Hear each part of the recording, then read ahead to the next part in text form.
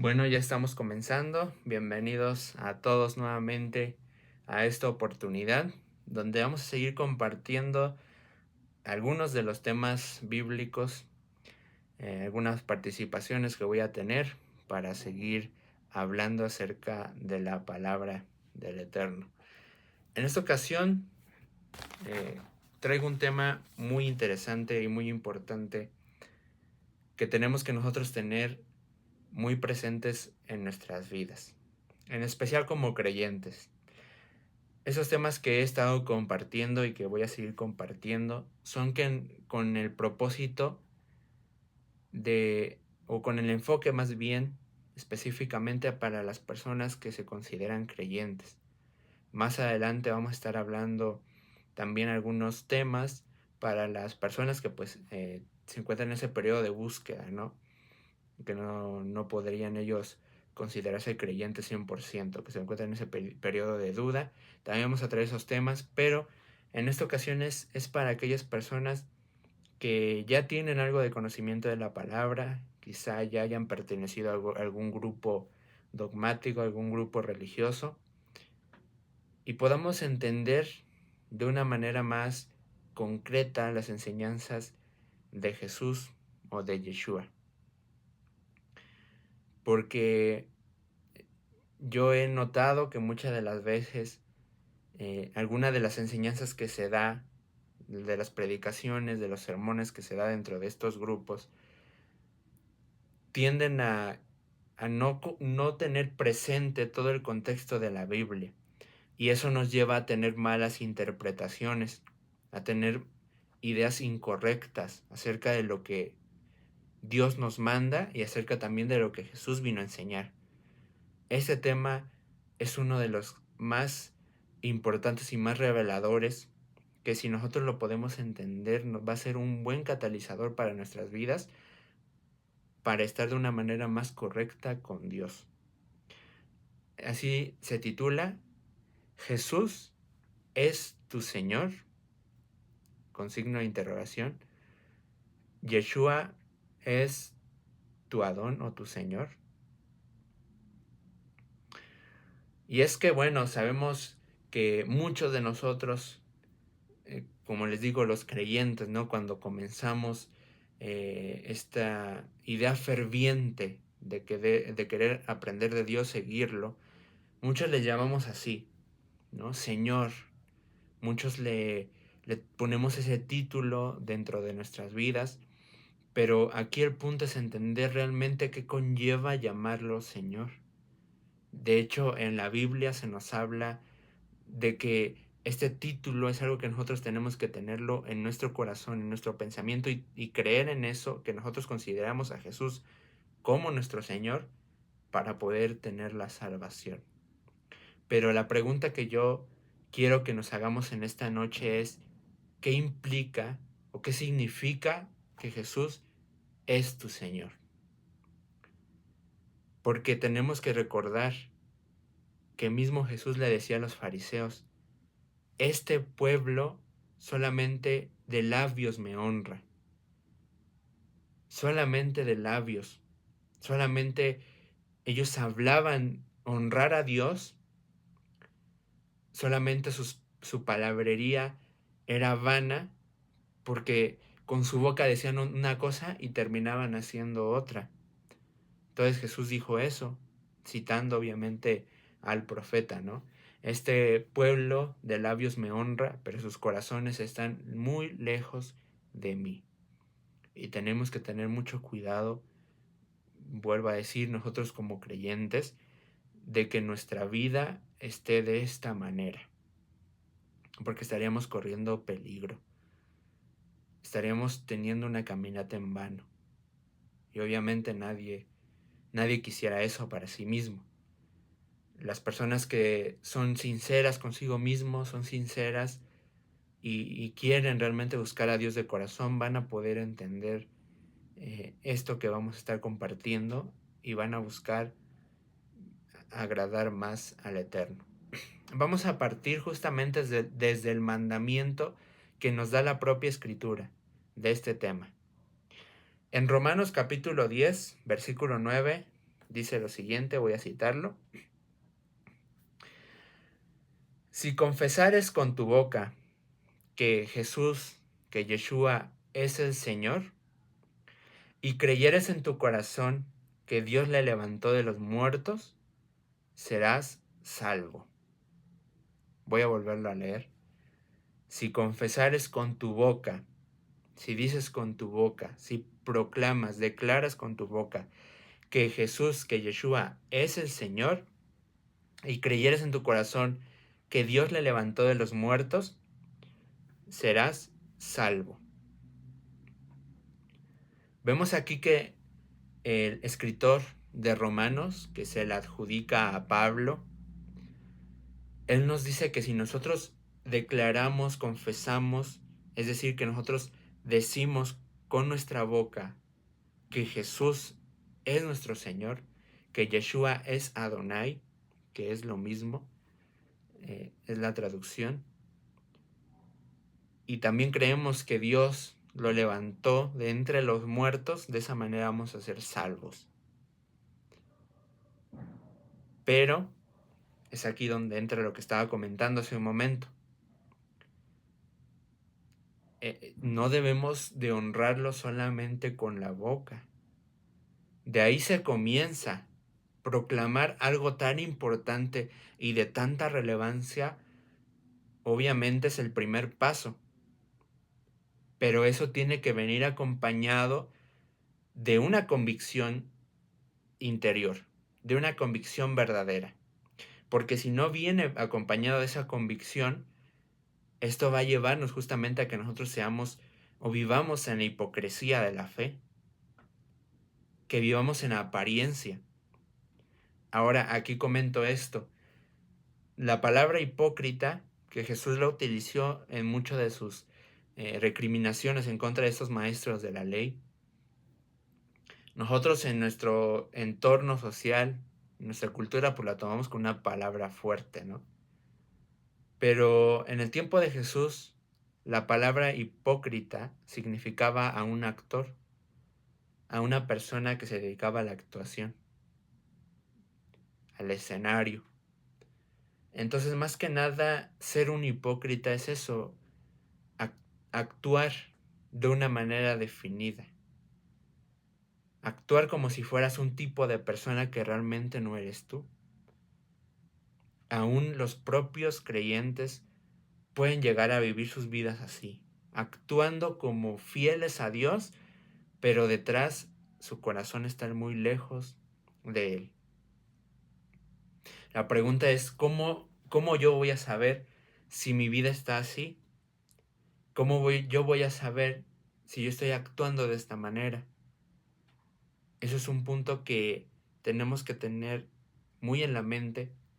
Durante este tema lo vamos a ir desglosando, pero que tenemos que abrir los ojos. ¿De qué manera nosotros nos encontramos realmente frente a Dios? Porque decir esta declaración que Jesús es el Señor, hoy en día, y no digo que esté mal, pero se utiliza de una manera quizá no muy consciente de lo que realmente se refiere a esto.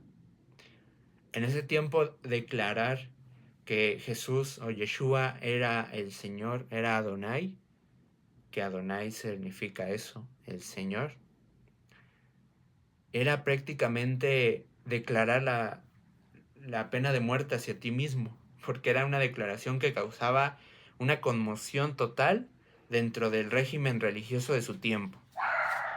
O sea, era prácticamente que los que decían eso estaban adjudicándose la pena de muerte, ¿no? Eran los que estaban poniendo en riesgo su vida.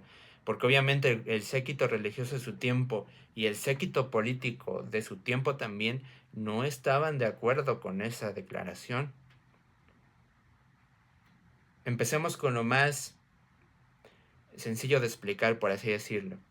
Dentro del grupo político del tiempo de Yeshua, de Jesús, se encontraba el Imperio Romano. Ellos, pues cualquier forma en la que se intentara decir que se iba a levantar un líder para los pueblos que habían conquistado, pues era prácticamente que le estaban declarando la guerra, ¿no? Y no iban a permitir eso, porque obviamente ellos eran los conquistadores, ellos eran los que ponían a sus líderes en los determinados pueblos, no los propios pueblos se mandaban a ellos mismos. Entonces, declarar que una persona era el Señor, era alguien importante, era que tú estabas siguiendo a esa persona. Y obviamente pertenecías a ese grupo rebelde y te iban a perseguir. Es lo que sucedió después con la iglesia, la llamada iglesia primitiva, los creyentes, los primeros creyentes que surgieron, que obviamente el séquito romano los persiguió. De ahí surge pues toda lo que fue lo del Coliseo romano, ¿no? Todo lo que se practicaba en ese lugar y muchas cosas más. Entonces, por eso era una declaración que causaba impacto dentro de este grupo, pero también, y podría decirlo así, sobre todo dentro del grupo religioso. Porque declarar que Jesús, que una persona era el Señor o era Adonai, no era cualquier cosa. Porque ahí, en los tiempos de lo que llamamos nosotros el Antiguo Testamento, que bueno, eso no está bien dicho. Antiguo Testamento fue algo que se le agregó, es un término que se le agregó por Marción del Ponto, que fue el considerado el primer hereje. Él consideraba que había una separación entre el Dios del Antiguo Testamento y el Dios del Nuevo Testamento, el de Jesús, que eran dos seres distintos y que no había conexión entre ellos. Por eso separa, hace esa división Antiguo-Nuevo Testamento para que las personas tuviesen esa mentalidad. Hoy en día, dentro de la doctrina cristiana regular, pues esa misma idea trasciende y esa misma idea sigue, que hay dos dioses diferentes, a pesar de que no se diga así directamente, pero con el hecho de, que más adelante lo vamos a estar tocando también, con el hecho de negar que hoy en día sigue vigente muchas de las cosas que se hablaron en el Antiguo Testamento, ya desde ahí es donde se viene acarreando esa idea de este primer hereje que se considera. Separar ambos dioses, una antigua era, una nueva era. Y no, porque mismo Jesús, sus enseñanzas hablaban de que había que obedecer a su Padre, hay que hacer la voluntad de mi Padre, decía él. Ahorita con el siguiente texto que vamos a tomar se confirma más lo que estoy diciendo. Entonces, el título de Señor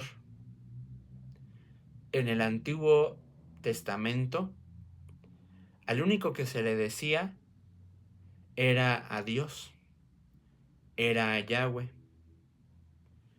A él era el único que se le tenía, Adonai se le llamaba, que esos son los términos que estoy utilizando, que significan eso, el Señor.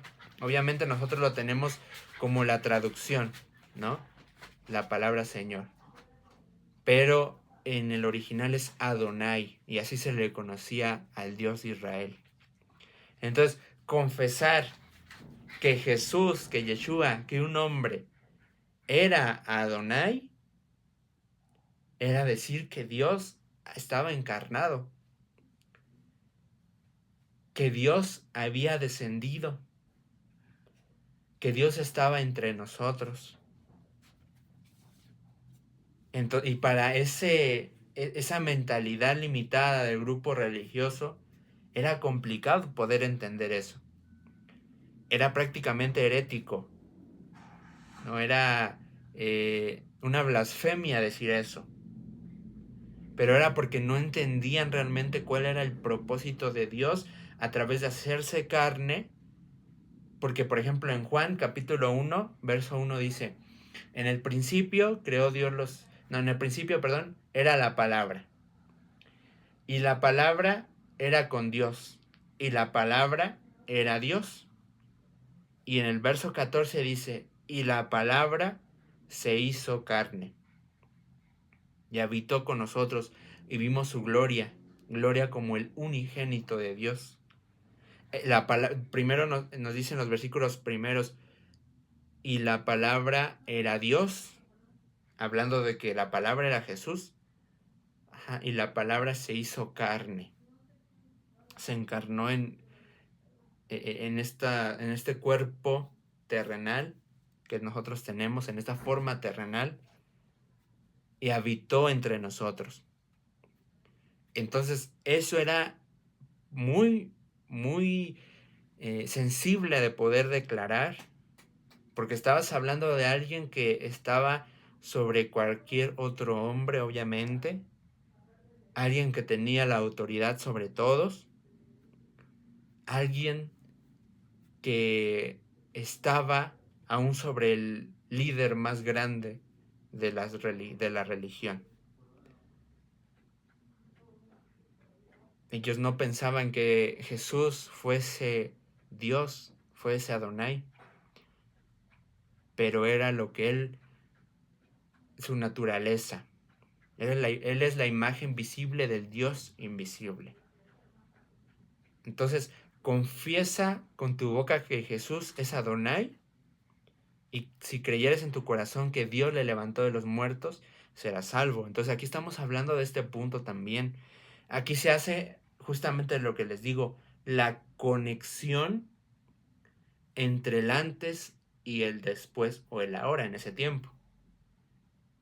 Porque no estamos hablando de que cambió un régimen, es una continuidad de algo, porque es el mismo Dios. Es el mismo Dios, solamente que ahora descendió a la tierra, se hizo carne. Entonces, esa parte es muy importante, y obviamente también más pruebas hay de que Yeshua, de que Jesús era Dios. Toda lo que es la escritura habla de ese tema. Quizá más adelante, en alguna otra oportunidad, toquemos ese tema específicamente.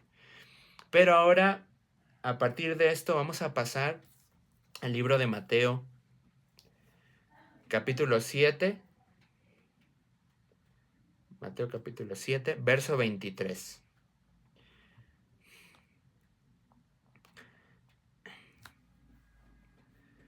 Antes de leerlo, quiero comentar algo. Los discípulos, obviamente de Yeshua, ellos posteriormente a que Yeshua pues muere, resucita, ellos, al escribir sus textos, porque ellos también escribieron registros, no escribieron cartas para ciertas personas a las cuales ellos le dirigían para hablar acerca de lo que habían ellos aprendido acerca de Jesús, lo que querían externar, alguna enseñanza, alguna motivación, alguna o algún problema que estuviera surgiendo con alguna persona, ellos escribían. Entonces, es parte de lo que forma el Nuevo Testamento. Tenemos, por ejemplo, el libro de Pedro, primera y segunda de Pedro. Tenemos a Santiago, por ejemplo, a Pablo, que obviamente es lo que estuvimos leyendo. Y así, varios de los discípulos, ellos escribieron para también transmitir información. Ahora, algo que he notado cuando he leído esas partes, ¿no? La introducción de sus cartas, dice que al ellos describirse quiénes eran, no se dicen a ellos mismos así. Bueno, yo soy Pedro, la mano derecha de Jesús, su mejor amigo, estuve con él, ¿no? Yo fui uno de sus discípulos más cercanos, más grandes, más importantes. No, yo caminé con él, como se esperaría, ¿no? Que una persona se describa a sí mismo al tener un lugar importante dentro de la historia bíblica. Ninguno de los discípulos a ellos mismos se describían de esa manera. Ellos se decían a sí mismos que eran los siervos de Jesús.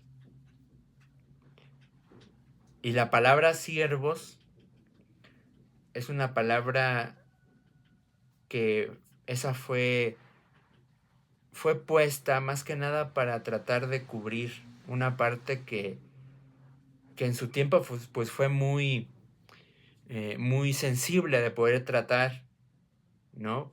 Pero que hoy en día, por ese cambio de esa palabra, se ha perdido mucho del sentido de lo que significa ser un siervo. Porque, bueno, sabemos que, bueno, se pone como pretexto, por así decirlo, dentro de el tiempo donde hubo la esclavitud en muchos de los países.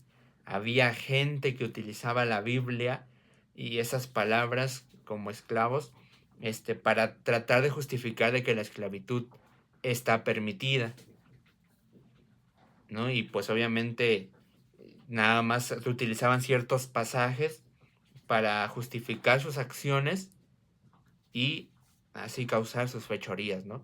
Obviamente de esa manera la Biblia nunca va a avalar maltratar a una persona a tal punto, como se cuenta dentro de la historia, ¿no?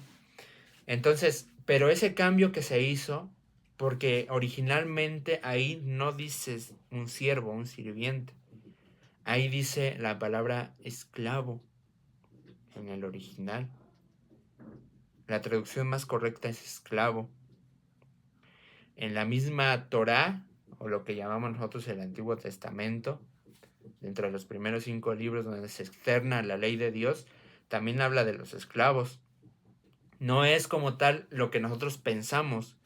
Aquellas personas que les andan latigando, que no les dan de comer, que no los visten, que los maltratan, no les dejan descansar, los dejan dormir donde sea, en cuartos deplorables, etcétera, ¿no? Como nosotros tenemos la idea de lo que es la esclavitud. En la Biblia, ese término significaba más que nada un trabajador, una persona que te servía, una persona que se vendía a ti para poder hacer alguna labor, no como tal de ese tipo de esclavitud que pues nosotros tenemos pensado. Entonces, ese detalle de que los discípulos se describían a ellos mismos como esclavos, es importante tenerlo en mente. Ajá, porque sería la pregunta, ¿por qué describirse de esa manera?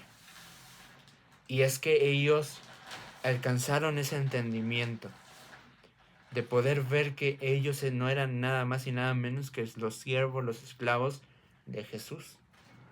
A muchos de nosotros no nos gusta tener esa mentalidad, ¿no? Pensamos que al acercarnos con Dios, como que Él nos va a hablar acerca de temas motivacionales y que nos va a hacer sentir superiores a los demás, pero la Biblia pues no habla como tal de eso. Nos habla más que nada de la plenitud como personas, como individuos y de la paz que vamos a llegar a tener dentro de nosotros. Y sobre todo del servicio y del amor que se va a tener a Dios. Entonces los discípulos entendieron esto, que ellos se consideraban esclavos para Dios, para Jesús. Y de ahí pues es donde vamos a partir para ver este tema, este versículo. Vuelvo a repetir, Mateo capítulo 7, verso 23 en adelante, dice. Vamos a empezar a leer del versículo 21. Dice así: No todo el que me dice, Señor, Señor, entrará en el reino de los cielos, sino el que hace la voluntad de mi Padre que está en los cielos. Muchos me dirán aquel día, Señor, Señor, ¿qué no profetizamos en tu nombre? ¿En tu nombre echamos fuera demonios? ¿Y en tu nombre hicimos muchos milagros? Y entonces les declararé, nunca los conocí, apartados de mí, hacedores de maldad. Qué tremendas palabras dice Jesús aquí. Si le entendimos este texto, obviamente cabe aquí la pregunta, entonces, ¿qué es lo que busca Dios de nosotros? Porque si nosotros pensamos que las personas que nosotros consideramos aquellos eruditos conforme a la palabra, aquellos que se encuentran más en la espiritualidad, si eso no define que una persona vaya a ser salva, entonces, ¿qué es lo que lo define realmente? Porque nosotros pues hemos conocido, ¿no?, a mucha gente que admiramos, aquellas personas que han predicado grandes sermones, grandes enseñanzas acerca de Dios, que tienen mucha inteligencia, mucha ciencia acerca de la palabra, que han hecho milagros, han hecho maravillas. Pero aquí vemos que aún estas personas, no porque hagan esas acciones, ya es la definición de que van a ellos estar con Él, que van a ser salvos. Primero hay que hablar de ese detalle. Dice que no todo el que le dice Señor, Señor. Cuando en la Biblia vemos que se dirige a una persona de esta manera, o sea, se le nombra 2 veces, se dice 2 veces su nombre, eso simboliza cuando tienes un acercamiento especial con esa persona, cuando tienes algo más profundo, confianza con esa persona. Vemos varios casos, por ejemplo, cuando Dios llama a Abraham, Él le dice Abraham, Abraham. En la Biblia se tienen muchos casos donde cuando alguien dice 2 veces el nombre de una persona es porque es cercana a ti, lo consideras alguien importante en tu vida, lo consideras alguien de confianza en ti. Entonces, estas personas que nos está hablando aquí Jesús, consideraban a Jesús cercanos a ellos, hasta porque eso significa confirmación, o sea, que estás confirmando algo. No solamente una vez es tu Señor, 2 veces es tu Señor. Pero dice, no todo el que me diga así va a entrar en el reino de Dios. Ahí da la clave, ¿no? Ahí da la clave en el texto posterior que voy a leer de qué es lo que busca Él. Sino el que hace la voluntad de mi Padre que está en los cielos. Porque aún, como dice ahí, las personas que van a profetizar de su nombre, muchos van a querer ahí en ese momento reclamar, ¿no? ¿Cómo, Señor, si yo he profetizado en tu nombre? Ahora, la palabra profetizar, nosotros la pensamos que significa aquellos que hablan del futuro, ¿no? Que hablan de cosas que van a pasar.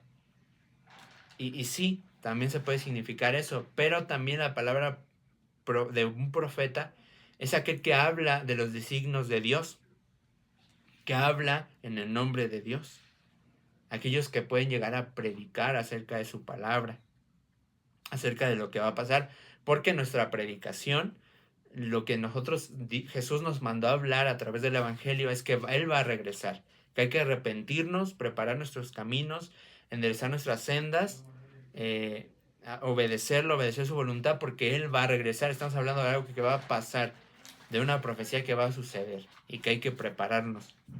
Entonces eso es profetizar. Va a haber personas que van a ser grandes pastores, grandes sacerdotes, grandes moré, grandes roé, grandes maestros de la ley. Que tú los ves y los escuches hablar con las palabras rimbombantes y que te asombran su inteligencia, pero que no van a entrar.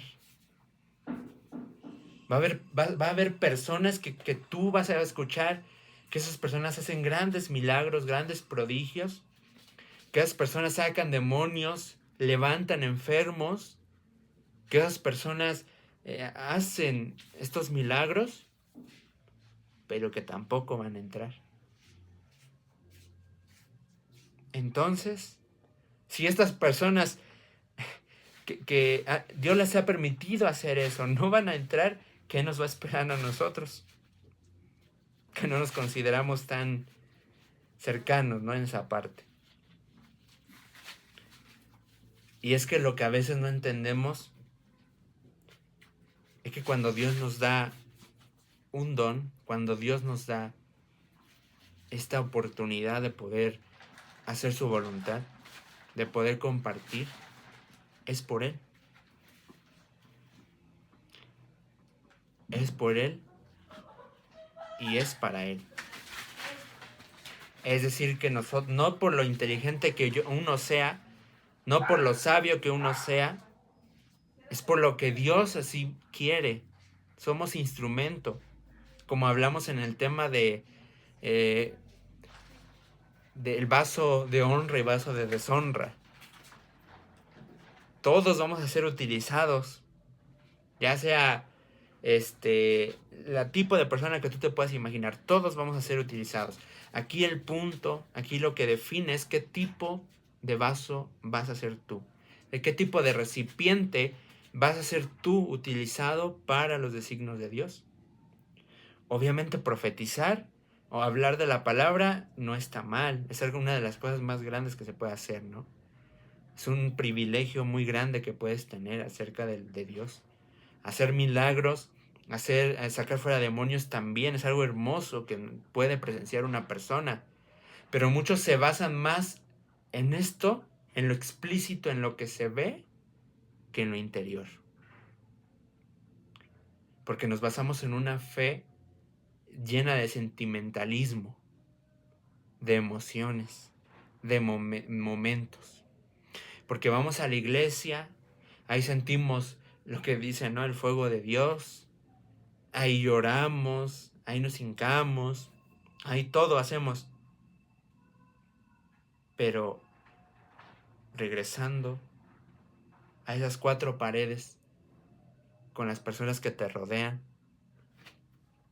con tu familia más cercana que conoce quién realmente eres tú, donde ya no puedes tener tu máscara, donde ya no puedes ser un actor, un hipócrita.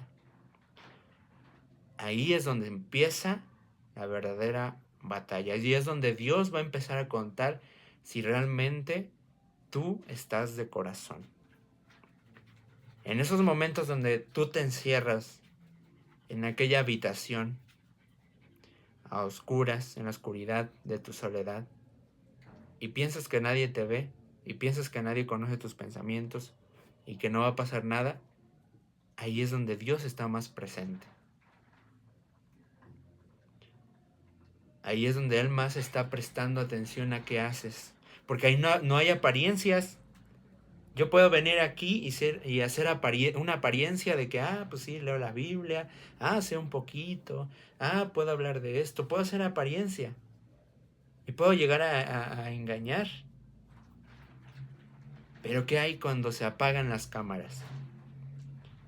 ¿Qué hay cuando me desconecto? Ahí es lo que importa. Eso es lo que realmente vale. Ahí es donde vas a ver si verdaderamente Jesús, Yeshua, es tu Señor. Porque fíjense esta parte. Decirle Señor, como les estaba comentando, es obviamente porque Él tiene esa autoridad sobre ti. Pero muchos no lo vivimos de esa manera. Muchos no vivimos con esa conciencia de que Él tiene autoridad sobre ti. Pensamos como que Dios es nuestro siervo de nosotros, como si Él nos debiera algo a nosotros. Pues porque le pedimos. No está mal, obviamente, aclaro, no está mal pedirle, no está mal orar. Pero cuando alguien ya se agarra de que pide y pide, pero no hace nada, de que nada más quiere la bendición, pero no la responsabilidad, ahí es cuando ya está mal. Porque Dios no es para que nos sirva a nosotros. Él no nos debe nada a nosotros. Nosotros le debemos a Él. Entonces, Él es nuestro Señor. Él es nuestro jefe, si podemos definirlo de esa manera. Ahora, pero ¿cómo lo tratamos nosotros a Él?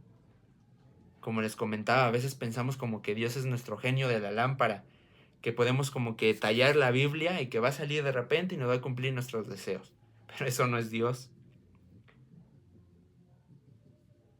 Él obviamente da su misericordia y extiende su mano, pero Él extiende su mano para que podamos cambiar primero nosotros, que podamos hacer su voluntad, porque su voluntad, o sea, Él no necesita nada de nosotros, sus mandamientos son para nuestro propio bien.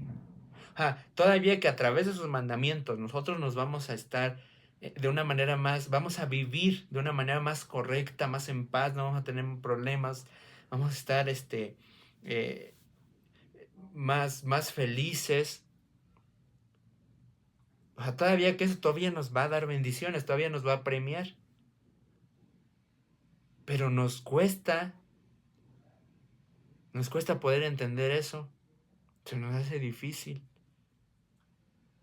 ¿Y qué pasa cuando Él no responde? Obviamente, cada una de las circunstancias son diferentes. Pero ¿qué pasa si yo vivo mi vida así, pensando que Él siempre me va a responder a pesar de que yo no haga nada? Y cuando no lo hace, ¿qué hacemos? No, es que Dios no existe, es que no me escucha, nos enojamos con Él y nos frustramos. Pero eso es por nuestra falta de entendimiento. Porque nosotros mismos no tenemos esa conciencia de quién es Él realmente. Y de qué es lo que cuál es nuestro papel dentro de todo esto. Si quieres ser salvo, como vimos, proclama que Él es tu Señor. Pero tú eres el que le tiene que servir a Él, no Él a ti. Y como les digo, obviamente Él manda sus bendiciones y Él nos puede ayudar. Pero primero tenemos que enfocarnos en esa parte, en serle fiel a Él. Ahora, ¿cómo nosotros trataríamos a un jefe? ¿Cómo nosotros trataríamos a una persona superior a nosotros, que tiene autoridad? No lo trataríamos con rebeldía, no lo trataríamos con que nosotros hagamos lo que queramos y todo eso. No, porque dentro de la rebeldía ahí entra, por ejemplo, para que se entienda este punto, un padre de familia que tiene obviamente a su hijo. ¿Qué pasa si este padre permite que su hijo haga lo que él quiera y de todos modos lo premie?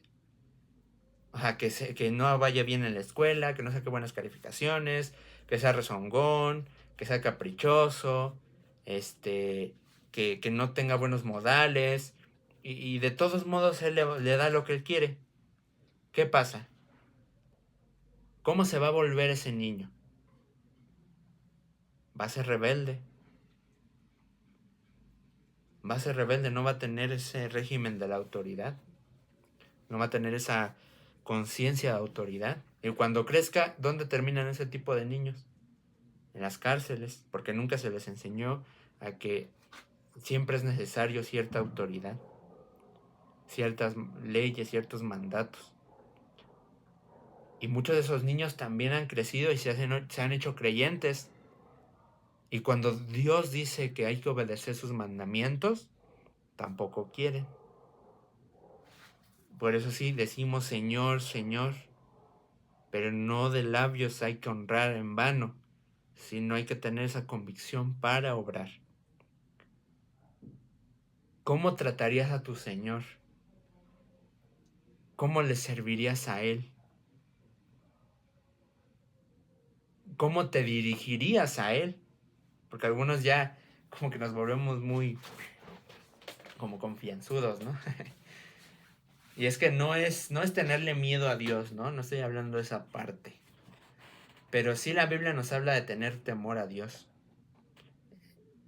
Tenerle miedo es una repulsión, ¿no? Que no quieres ni siquiera verlo. Eso no es así. Tener temor es tener respeto a lo que Él conlleva. Tener respeto a lo que Él es. Porque les digo, obviamente Él sí da todos estos beneficios, las bendiciones, el amor y todo eso. Eso es innegable. Pero a lo que no muchos nos gusta escuchar es que también dentro de su amor hay justicia. Esa justicia es para que nosotros no nos desviemos del camino y no seamos estos hijos rebeldes. Él es un padre. Nosotros, ¿cómo es el Padre nuestro? No, Padre nuestro que estás en el cielo. Él es nuestro Padre.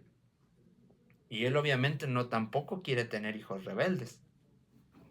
Él tampoco quiere que sus hijos sean caprichosos.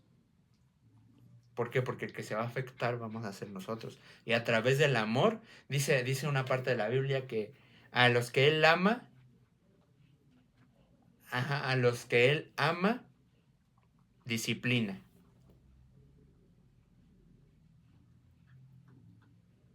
Porque también hemos leído, por ejemplo, el Salmo: el Señor es mi pastor, nada me faltará.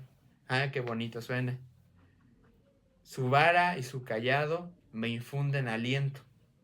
¿Para qué sirve la vara o el cayado de un pastor? Por si la oveja se quiere desviar del redil, se quiere desviar del camino, con la vara la traes. Y así Dios nos hace. Pero es a través de ese mismo amor que Él tiene, que no nos va a dejar que nosotros sigamos nuestra vida como vamos, porque nos vamos a destruir. ¿Cómo va nuestra vida hasta este momento? ¿Cómo está nuestra vida hasta este punto de la historia? ¿Qué hemos hecho con lo que Él nos ha dado? ¿Nos sentimos plenos? ¿Te sientes en paz? ¿Te sientes bien con lo que eres? Esa es una pregunta que pues, si ahorita nos pusiéramos a responder, algunos dirían que sí. Pero ¿qué hay dentro del oculto, no? Y bueno, como punto para ir concluyendo ese tema, también me gustaría comentar lo siguiente. Vemos que ahí dice, en aquel día muchos me dirán, Señor, Señor. ¿No, ¿Qué no profetizamos en tu nombre? ¿Qué no en tu nombre echamos fuera demonios? ¿Qué no en tu nombre hicimos muchos milagros? Pero y dice ahí, pero yo les diré, nunca los conocí, hacedores de maldad.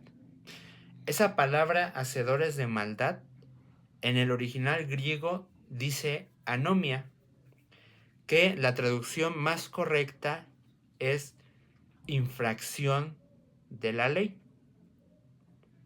Es decir, que ahí Jesús nos está diciendo que aquellos que infrinjan la ley, ¿cuál ley? Nos podemos preguntar. Lo que nosotros conocemos como la Torá. La Torá viene siendo los primeros 5 libros de la Biblia, o lo que también conocíamos como el Pentateuco. Lo que es Génesis, Éxodo, Levítico, Deuteronomio y Números. Ahí viene escrito las que son los mandamientos de Dios, las leyes de Dios, los estatutos de Dios, la guía de Dios también se le podría decir, las ordenanzas. Entonces, esas son lo que son los mandamientos de Dios. Ahora, a muchos se nos enseñó que esos mandamientos ya estaban caducados, ya no teníamos que guardarlos, ya eso se quedó en el Antiguo Testamento, ya eso fue viejo, bye bye, y ya ahorita es algo nuevo. Jesús vino a renovar todo, nuevas enseñanzas, etcétera, etcétera. Pero qué raro que dice aquí que los que no van a entrar son porque hacen, ahí dice hacen la maldad, pero en el original es infringen la Torá, infringen la ley. Los que estén infringiendo la ley de Dios son los que Él no conoce. Porque el mundo se llena de religiones. El mundo se llena de gente que dice venir en el nombre de Jesús, que dice hablar en el nombre de Yeshua, en el nombre de Jesús. Pero no porque lo diga así infinidad de gentes, no quiere decir que sea verdad lo que cada uno dice. Porque tenemos que tener en cuenta esto, para cada persona es diferente su mentalidad. Como se dice, cada cabeza es un mundo. No podemos basarnos en lo que una persona consideró, en que un humano consideró que estaba bien o consideró que estaba mal. No, tenemos que basarnos en lo que Dios ya dictaminó de antemano, que es lo bueno y que es lo malo. porque el ser humano es su pensamiento es inverosímil, es arbitrario. Para unas personas es bueno esto y para otras no.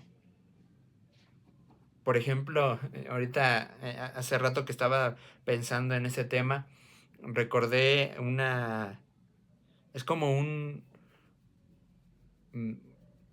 una reflexión, ¿no? Donde se habla de que venía un señor con su nieto y un burrito. Primero iba el señor, el nieto y el burrito, así caminando, y lo ven unas personas y dicen, ay, qué tontos, ¿por qué no se suben al burrito? Y bueno, ya se sube el nieto, ¿no? Y siguen caminando y se encuentran otras personas más adelante. Ay, qué desconsiderado el nieto, que no sabe que su abuelito es más grande. Y ya siguen caminando y se encuentran y ya suben al viejito, suben al abuelito y se baja el niño. Y hay otras personas, ay, no, ese, ese abuelito qué desconsiderado, ¿cómo tratas de mal a su nieto? ¿No? Entonces ahí, en ese pequeño fragmento, en esa pequeña historia, nos damos cuenta que hagas lo que hagas, para las personas, para el ser humano va a estar mal. O sea, nosotros no podemos basarnos en algo que fue fundado por hombres, que fue dictaminado por hombres. Lo que un hombre, una persona diga que está bien o que está mal, tenemos que basarnos en lo que ya Dios dijo que está bien o que está mal. En eso es lo que tenemos que ir nosotros, en ese camino tenemos que dirigirnos. Entonces, si para ti, para tu vida, Jesús es tu Señor, vive de esa forma. Vive como si Él fuera tu Señor. O no como si fuera, si es tu Señor. En la obediencia, en la cercanía, en el respeto. Obviamente, Él nos trata con ese amor.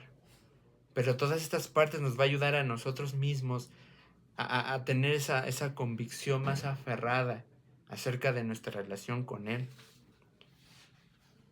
Y el punto clave de esto es que tú lo obedezcas. No seas un hacedor de maldad. Que obedezcas sus mandamientos. Que no seas un anomian, un infractor de la ley. Sino que tú te mantengas firmes en sus caminos, fiel a Él, y así Él va a ser tu Señor. Y si tú proclamas, volvemos al texto del inicio, que Jesús es tu Señor, y crees en tu corazón que Dios lo levantó de entre los muertos, serás salvo. Y pues bueno, hasta aquí dejamos este tema, mi participación. Espero se haya entendido.